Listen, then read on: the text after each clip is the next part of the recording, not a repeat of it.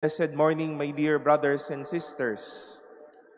First Friday of the month, we continue to give thanks to the Lord for His greatness and mercy for a new month and for a new month of blessings and of His love. We hold this truth that the Lord would wish to show and would be generous in extending blessings, miracles, and joys in our life. Pero sa kagustuhang ito ng Diyos, minsan madaming balakid o minsan tayo mismong tatanggap ang balakid sa mga bagay na ito.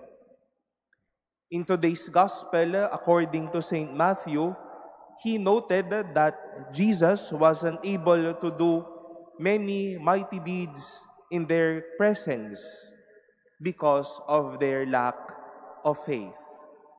Kinwestiyon nila si Jesus, tinanggihan nila si Jesus, hindi sila naniwala kay Jesus. They rejected Jesus by all means. What can be a moment of grace became a moment of hate.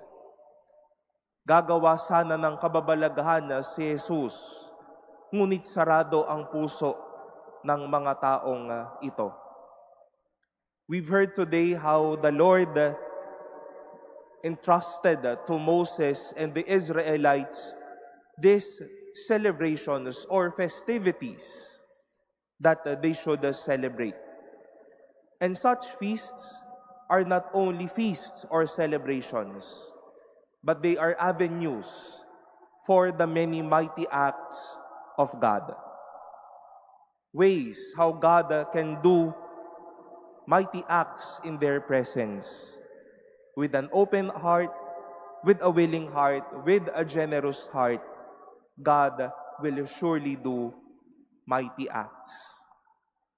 At pinanghahawakan po natin ito, mga minamahal na kapatid, na patuloy na magnanais ang Diyos ng mga magagandang bagay sa atin. But let us not withdraw nor shut off our hearts to such, because blessings and miracles requires an open heart.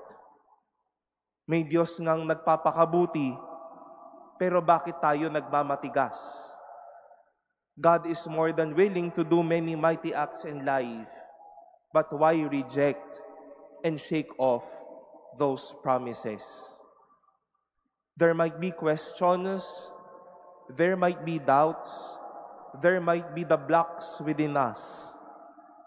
We take it off because the Lord wishes to do many mighty acts in our life.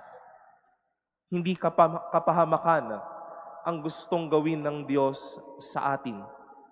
Gustong gumawa ng Diyos ng magagandang bagay para sa atin. We open our hearts for these things. We receive such blessings. We rejoice for such goodness.